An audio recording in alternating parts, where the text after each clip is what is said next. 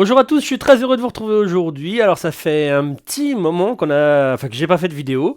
Et aujourd'hui on va voir ensemble la Technics SL1210 Max 7.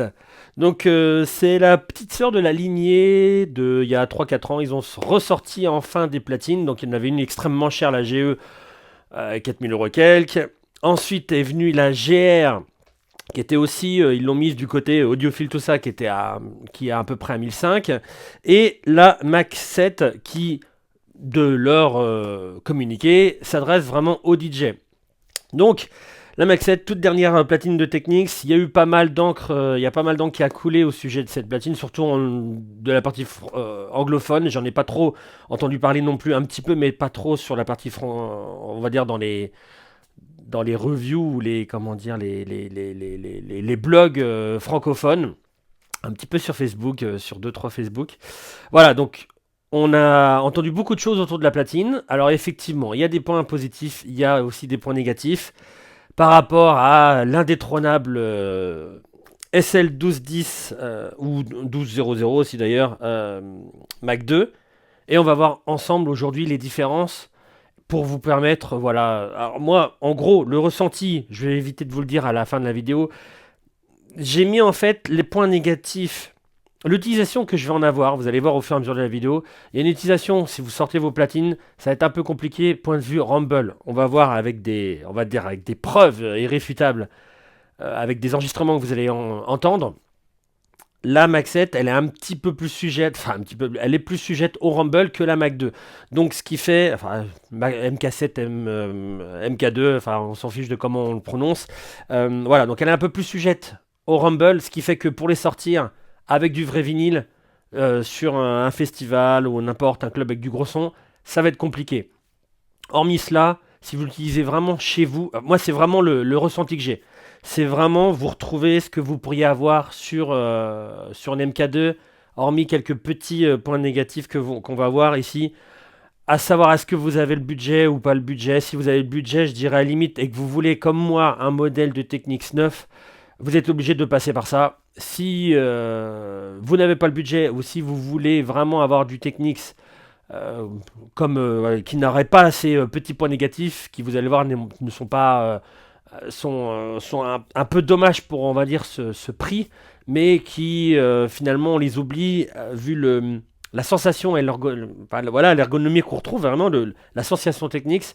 Bon, finalement on peut faire un peu l'impasse, et si on se projette vraiment sur le mix pur, c'est vraiment vraiment un très bel outil, très stable. Enfin, vous allez voir au niveau du calage et tout ça, et on retrouve vraiment de super bonnes sensations. Je n'ai pas été payé hein, pour dire que je l'ai vraiment, ma paire de Technics MK7, je les ai vraiment achetés, et je retrouve vraiment le toucher pour le calage, vraiment très précis. Enfin, c'est vraiment très agréable de mixer avec. Et c'est parti. Donc au début, on va faire un tour au niveau des fonctions pour ceux qui connaissent pas ce que c'est qu'une platine vinyle, qui voudraient à la limite se l'acheter. Et ensuite, on va voir tous ces petits points négatifs. On va terminer sur les points positifs, c'est-à-dire le calage. Donc ça reste une platine vinyle. Donc vous avez le ce qui est plus imposant, c'est le plateau. Donc le plateau, vous allez voir la différence. Je vais faire les deux avec la MK2. Le plateau, ici, vous voyez, vous avez la partie aimant qui ne rentre pas à l'intérieur de la platine, comme vous pourriez avoir sur la MK2, qu'on va voir tout de suite. Vous voyez, sur la MK2, vous avez la partie aimant qui rentre dans le moteur, dans le rotor de la platine. Alors, on va arriver justement, comme on parle du plateau direct, on va arriver sur le premier point négatif. On en parle, bon, après ça vous gênera pas pour le mix, mais voilà, c'est une question de finition qui n'est entre guillemets pas pardonnable pour certains par rapport au prix, ce qui, je pourrais leur dire que oui, c'est vrai, effectivement. Donc première étape dans les points négatifs, c'est que vous avez ici, vous voyez le caoutchouc, je sais pas si vous voyez bien sur la vue du dessus, mais qui s'écarte un petit peu, voilà, qui est mal collé au niveau des trous. Donc ça ne vous gênera pas au niveau du calage, au niveau de la stabilité, tout ça, mais voilà, ça peut aussi gêner par rapport au Rumble, vous allez le voir ensuite. Hormis cela, voilà, ça reste. Vous avez des petites options en dessous quand même, il faut le souligner. Donc ici, vous avez des options au niveau de la couleur des LED, au niveau de si vous voulez avoir du 78 tours sur les boutons ici 33, 45 et 78. La puissance de rotation du moteur et des niveaux de break. Je vous invite à regarder dans la documentation qui est indiquée sur votre écran et que vous pourrez retrouver sur le site de Technics, les différents réglages qui sont disponibles. Voilà pour le plateau. Donc bon bah l'allumage se fait comme d'habitude. Vous pouvez choisir que les LED soient en bleu ou en rouge, comme je vous l'ai dit là en dessous le plateau. Le départ, l'arrêt, vous avez possibilité de 33, 45 et 78 tours pour la rotation. Vous avez un reverse qui se fait en appuyant sur un des boutons et avec le play pause. Donc vous pouvez très bien le faire sur le 33 ou sur le 45, ça fonctionnera, aucun souci. Ah, je n'ai pas testé en 78. Donc 78, tac. Ah non, 78, on va passer direct, hop. Ouais, 78, pas de rotation. Enfin, pas de rotation inverse. Vous avez le petit adaptateur pour vos 45 tours qui aurait un gros espace au milieu. Une petite option ici qu'on n'a pas en fait sur la MK2. Enfin, je sais pas pourquoi, quand j'avais vu pour la première fois la Max 7, je me suis dit ah ouais, c'est cool, on peut placer cette cellule. Je sais pas pourquoi, j'avais dans l'idée qu'il y avait cet adaptateur ici aussi sur le. À moins que ça soit sur les. Bon, je n'ai pas le souvenir là au moment où je filme la vidéo, mais en tout cas, voilà. Vous avez la petite option pour vous mettre une seconde cellule. Je sais pas, par exemple, vous faites de l'enregistrement ou par exemple du scratch house. Donc vous pouvez très bien avoir une cellule de scratch, une cellule house et vous pouvez inverser. Donc voilà, vous avez la possibilité d'en mettre une ici. Le bras, l'anti-skate, vous retrouvez exactement la même chose. On reste toujours sur 3 d'anti-skate. Vous avez le réglage aussi de la hauteur. Vous voyez ici, vous avez le on-lock, vous pouvez tourner et vous avez le réglage de la hauteur pour bien placer votre bras à l'horizontale par rapport au disque. Vous placez votre cellule comme d'habitude sur le bras en appuyant et en vissant. Ça, il n'y a pas de changement. Le gros changement va se situer au niveau du pitch. On retrouve la même chose que sur... alors, donc, une chose différente par rapport à une MK2, mais la même chose que sur une M5G. Vous allez retrouver un +8, -8 et un +16, -16.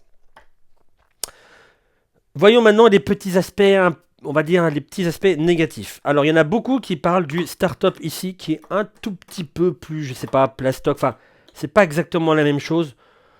Je vous dirais que il a un tout petit chouïa plus souple sur une MK2. Après, je pense qu'il faut... Voilà, il a un tout petit peu plus clic sur la MK7. Faut arrêter de dire que ça va vous empêcher complètement dans le mix, tout ça, que c'est oh là là mon dieu, c'est impossible, niveau finition, c'est pas possible. Franchement, moi ça me gêne pas. Ça devrait pas en gêner plus beaucoup en fait. C'est plus je suis habitué à tout le temps avoir une MK2 sous la main, mes MK2, mes précieuses MK2, et puis tout d'un coup on tombe sur ça, et effectivement, il y a une petite différence. Mais c'est quand même très agréable. On va dire c'est différent. C'est pas moins bien, mieux, c'est différent. Le 33, le 45, il est un petit peu plus clic aussi. Alors peut-être parce que comme cette platine MK2 n'est pas toute neuve mais qu'elle a été révisée, peut-être que c'est un coup d'habitude du bouton alors que là ils sont tout neufs. Peut-être qu'avec le temps ça va un petit peu s'adoucir, je sais pas. Là où par contre il y a effectivement un problème de finition, c'est sur le target light. Autant sur les MK2, on appuie et il vient tout seul. C'est solide, vous voyez, vous pouvez le prendre de gauche à droite, il ne bougera pas. Autant celui-là, alors ça fait vraiment un glonk quand on le prend comme ça. Bon, ça gêne pas. C'est vrai que ça m'a un petit peu gêné, mais sans plus. Mais par contre, ce qui est très gênant, c'est que, voilà, il y a énormément de jeux de gauche à droite. Alors, il faudra faire attention. Alors, c'est pas un élément essentiel, mais c'est vrai que ça peut un petit peu gêner au niveau de... J'ai payé 900 € pour avoir une finition comme ça. Voilà. Par contre, au niveau du bras, etc., enfin voilà, on a vraiment du matériel super top. Je ne parlerai pas des composants parce que je ne suis pas spécialiste en composants. Il y en a certains qui disent que oh là là c'est moche, oh là là c'est bien, etc.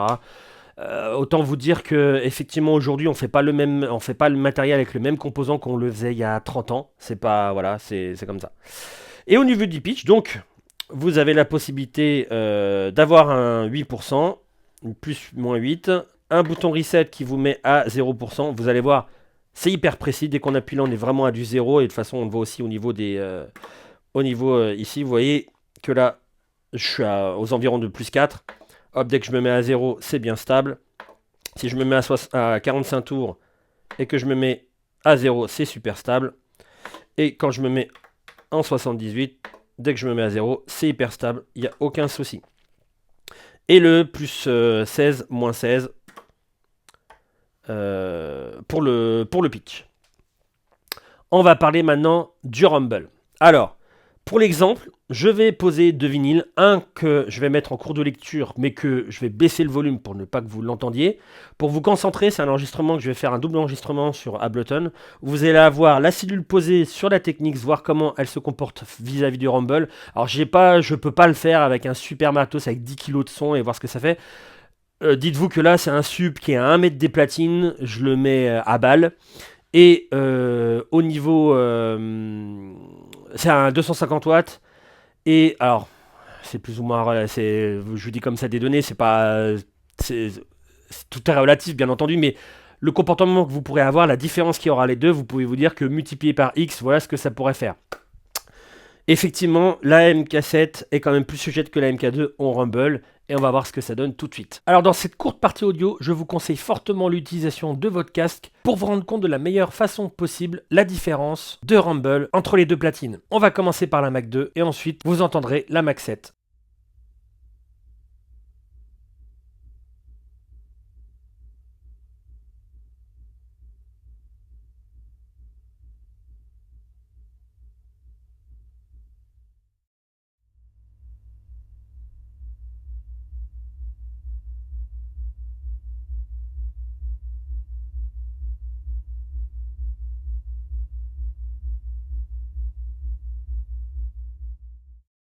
Bon voilà, maintenant que l'étape du rumble est passée, l'étape un petit peu dure effectivement à avaler, puisque ça fait 30 ans qu'il faisait une platine qui résistait au retour de caissons de basse, tout ça, aux vibrations. Voilà, c'est pas forcément le cas avec du gros son. Chez soi, avec du vinyle, avec un son correct, ça passe, puisque voilà, moi-même je mixe avec ce sub-là, et là, parce que je l'ai mis à outrance, histoire d'imiter ce qui pouvait un petit peu se passer voilà, en fait réel, autre que dans son petit studio, au calme. Pour le DVS et tout ça, ça va forcément super bien passer. Et donc justement, j'en arrive au DVS. Alors j'aurais très bien pu vous montrer, mais YouTube m'aurait coupé encore l'audio vu la chance que j'ai. Donc j'ai préféré passer sur le DVS pour vous montrer aussi la justesse au niveau du pitch. Alors, par rapport à cette histoire de pitch, il y a encore plein de choses qui traînent sur Internet, qui sont ma foi vraies. Cependant, écoutez bien la suite. Effectivement, au niveau du pitch, il va de plus 8-8 au niveau sérigraphie. Il va de plus 8-8 aussi au niveau calage, c'est-à-dire qu'ils existent. Cependant, au-delà du 6, le 7 et le 8 se trouvent entre le 6 et le 7. C'est-à-dire qu'il a une précision accrue de malade entre 0 et 6. Et entre 6 et 7, vous avez le 7 et le 8 qui se glissent dessus. Alors attention, vous avez toujours la virgule près, c'est ce qu'on va regarder tout de suite avec le phase. Comme il est hyper précis, vous verrez, enfin il est plus précis qu'un vinyle DVS, donc vous verrez vraiment à la virgule près que ça se passe bien. Je vous dirais que, avant que je vous annonce le petit truc sympa derrière, c'est si vous avez besoin vraiment d'un 8, d'un 9, tout ça, bon, vous passez sur le 16%. D'un autre côté, c'est quand même hyper rare que, je veux dire, c'est pas à tous les coups qu'on a besoin de mettre le pitch à moins 7 ou plus 7. Enfin, votre morceau, je suis désolé, mais quand vous passez ce morceau-là,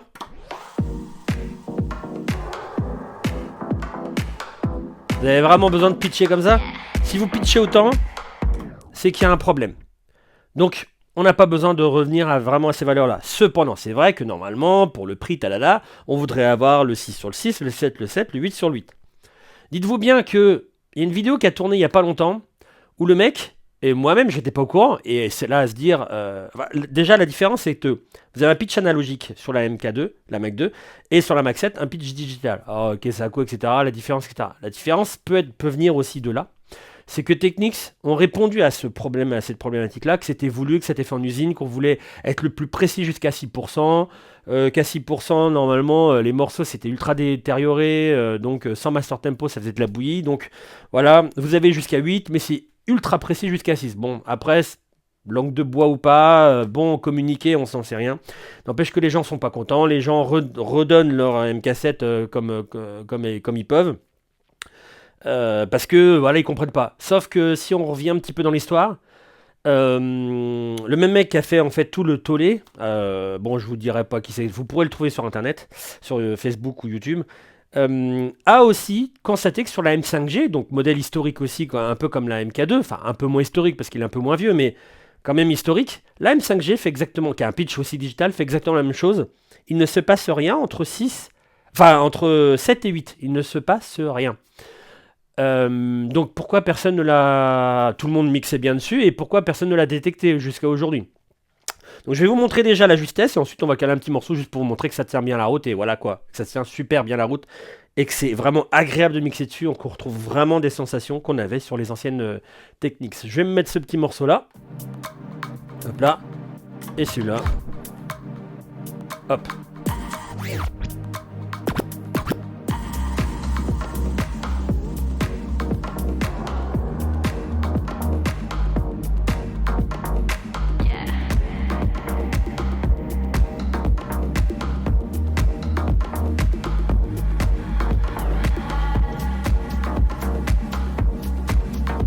Je retrouve exactement la même sensation, super agréable.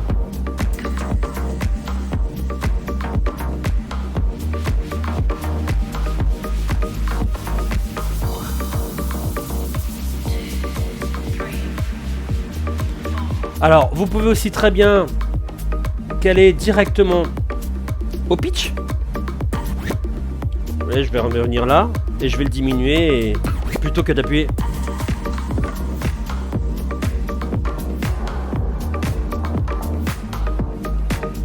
Et revenir à votre valeur initiale. Aucun souci. Ça fonctionne très bien. Et on va regarder ensemble ce qui se passe sur le logiciel au moment de la variation du pitch.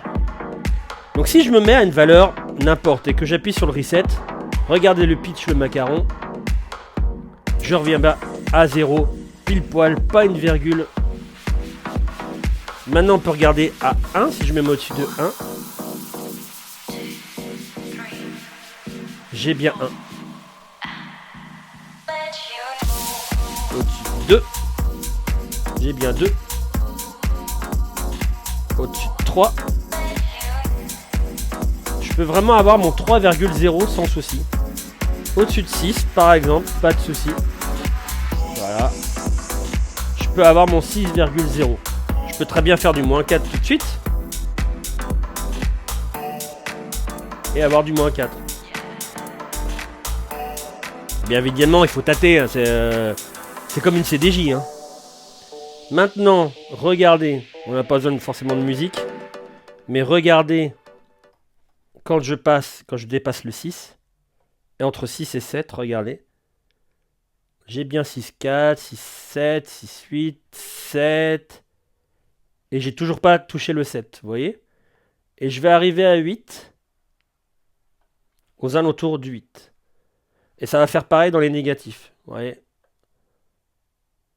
Voilà, mon moins 8. Je vais l'avoir un petit peu. Voilà. J'essaie d'aller. Ça change rien, vous pouvez caler, il n'y a aucun souci. Et si vous voulez avoir vraiment de la marge pour avoir votre 7 ou le 8, bah vous mettez en plus 16 moins 16. Et regardez, si je me mets au-dessus de 4, ça va forcément faire un 8. Allez. Voilà, je peux vraiment avoir un 8 pile poil, même en moins 16 plus 16. Vous voulez un 9? Pas de souci. Hop, je me mets au-dessus. Vous voyez, les virgules ne s'affolent pas, les virgules, ils vont tranquillement. Et là, je peux avoir mon 9, aucun souci. Alors bien entendu, le mix se fait normalement en écoutant la musique, tout ça, mais c'est pour vous parler de précision au niveau du pitch, hormis cette petite dead zone qu'on retrouve dans les négatifs et les positifs, qui, je le répète, est aussi sur les M5G. Et on termine sur les connexions. Contrairement à la Mac 2, sur la Mac 7, vous pouvez constater qu'on peut choisir les connexions. Vous pouvez choisir votre câble RCA, votre masse et votre alimentation. Voilà, c'était la review de la Technics SL1210 Mac 7. En espérant que, avec tous les points négatifs et positifs qu'on a pu dire dans cette vidéo, ça va vous aider à placer votre envie d'achat sur tel modèle ou sur celui-là. En sachant que tout ce que je vous ai dit, encore une fois, on m'a pas payé pour ça, je l'ai acheté moi-même au moment où je vous fais la review, enfin en tout cas j'ai acheté une paire et j'en suis très content. Je retrouve enfin cette sensation technique, parce que franchement, enfin, ça reste une sensation, mais que je n'ai pas eu avec d'autres modèles, ou que j'ai moins eu avec d'autres modèles, on va dire sur l'utilisation. Sur le déballage, j'ai déjà eu cette impression au déballage bah, ce feeling. Il y a des platines qui sont plus ou moins bien construites, on va dire.